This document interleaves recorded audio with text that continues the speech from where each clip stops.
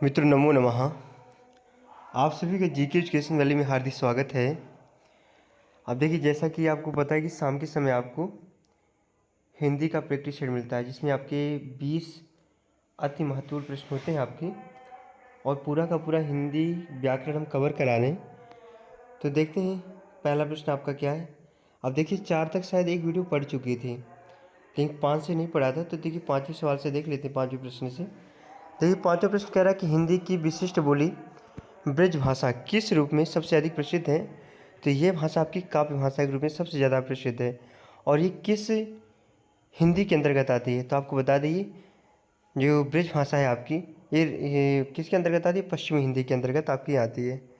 यानी option number आपका D number सही हो जाएगा। और इसे पता है धार्मिक भाषा भी कहा जाता है, इसे धार्मिक भाषा भी कहा जाता है। यानी ऑप्शन नंबर आपका डी नंबर सही हो जाएगा।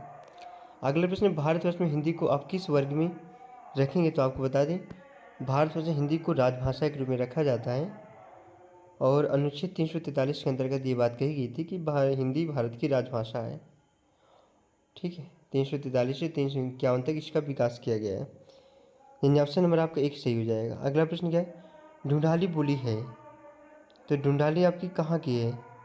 तो आपको बता दें, ढूंढाली आपकी पूर्वी राजस्थान की है। कहाँ की? पूर्वी राजस्थान की है। यानी ऑप्शन नंबर आपका बी नंबर सही हो जाएगा। अब आपसे यदि प्रश्न किया जाए कि ढूंढाली बोलने वाले मुख्य रूप से 3 जिलों के नाम बताइए, तो आपको बता दें, आपका जयपुर हो गया, करौली हो गया, डीग हो गया, सवाई हो गया, माधोपुर हो गया। और ये सही कई सारे जिले हैं। ऑप्शन नंबर आपका बी सही हो जाएगा। अगला प्रश्न कि ब्रज बोली नाम से जानी जाती है, तो कौन सी भाषा जानी जाती है। तो पुरानी बंगला को हम ब्रज बोली के नाम से जानते हैं। यानी ऑप्शन नंबर आपका डी नंबर सही हो जाएगा। अगला प्रश्न, निम्न में से कौन सी भाषा देवनागरी लिपि में लिखी जाती है। तो आपको बता दें, इसमें आपकी देवनागरी लिपि में लिखी जाने वाली भाषा कौन सी है आपकी। तो गुजराती, उड़िया, मराठी, सिंधी। तो कौन सी भाषा है आपकी। तो देखिए, इसमें मराठी आपका सही हो जाएगा। जैसे संस्कृत भाषा हो गई, हिंदी हो गई, मराठी हो गई, ऐसी कई सारी ऐसी भाषाएं जो देवनागरी लिपि में लिखी गई हैं। तो यानी आपकी मराठी भाषा जो है देवनागरी लिपि में लिखी गई है। अगर आपको हिंदी से पूछे तो भी देवनागरी लिपि, संस्कृत पूछे तो भी देवनागरी लिपि। यानी ऑप्शन नंबर आपका सी नंबर सही हो जाएगा। अगला प्रश्न, एक महीने की 2 बेटुई रहन ओह माँ लहरा अपने बाप से कही, दादा धन माँ जबर हमर बखरा लागत होए, तनव हमका दई दे। यह अवतरण हिंदी किस बोली की है। तो आपको बता दी, अवधी भाषा की बोली है। यानी ऑप्शन नंबर आपका डी सी नंबर सही हो जाएगा। अगर आपसे एक प्रश्न पूछा जाए कि गोस्वामी तुलसीदास जी द्वारा रचित रामचरितमानस किस भाषा में रचित है, तो वो आपकी क्या बोलते हैं, अवधी भाषा में रचित है। कौन सी भाषा में? अवधी भाषा में वो रचित है। और उसमें कुछ शब्द किसके मिलते हैं? ब्रज भाषा के शब्द मिलते हैं। यानी ऑप्शन नंबर आपका इसमें कौन सा सही हो जाएगा? सी नंबर सही हो जाएगा। अब देखिए, अगर आपसे ये प्रश्न भी कहा जाए कि अवधी भाषा किस क्षेत्र में बोली जाती है, तो आपको बता दें, अवधी भाषा अवधि के क्षेत्र में बोली जाती है। अगला प्रश्न क्या, देखिए अगला प्रश्न देख लेते हैं। और देखिए, इसी प्रश्न करेगा, निम्न में से कौन सी भाषा संस्कृत भाषा की अपभ्रंश है। तो आपको बता दें, संस्कृत के बाद पाली आती है, पाली के बाद प्राकृत आती है, और प्राकृतिक के बाद अपभ्रंश आता है, अपभ्रंश के बाद आपकी हिंदी आती है। अब देखिए, इसमें पाली शब्द आपका सही हो जाएगा। क्यों सही हो जाएगा? क्योंकि संस्कृत के बाद आपकी पाली आती है, और पाली के बाद प्राकृतिक आती है, प्राकृतिक के बाद आपकी प्राकृतिक के बाद हिंदी भाषा आ जाती है। ठीक है, यानी ऑप्शन नंबर आपका डी नंबर सही हो जाएगा।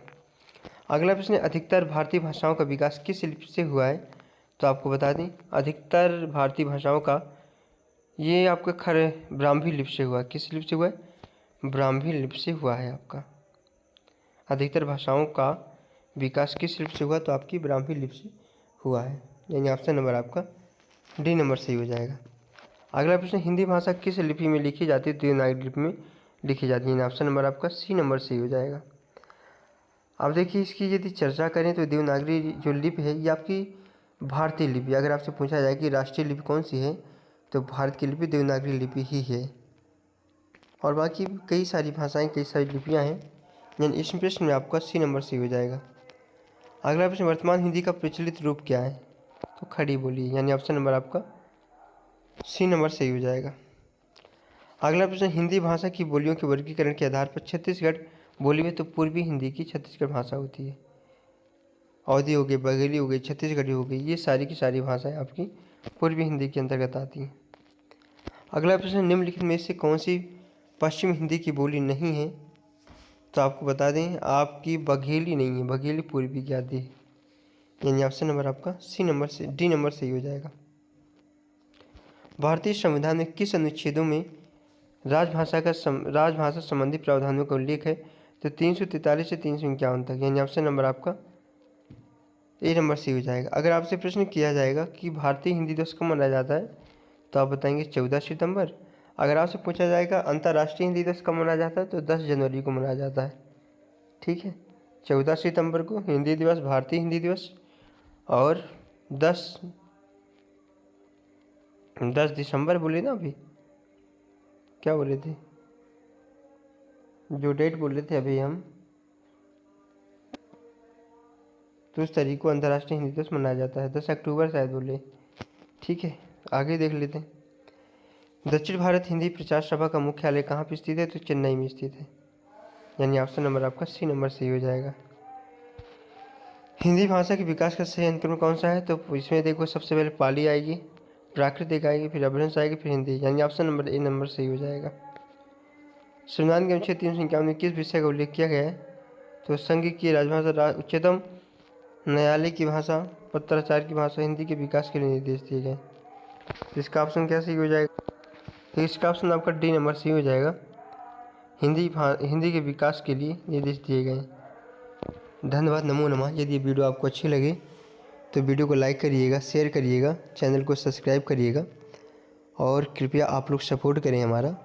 हम एक अच्छा काम करना चाहते हैं, मतलब एक प्रकार से जैसे हम फिजिक्स पढ़ाते हैं, हिंदी पढ़ाते हैं, मैथमेटिक्स पढ़ाते हैं, वो सारी चीज़ें भविष्य में आपको फ्री में मिलने वाली हैं।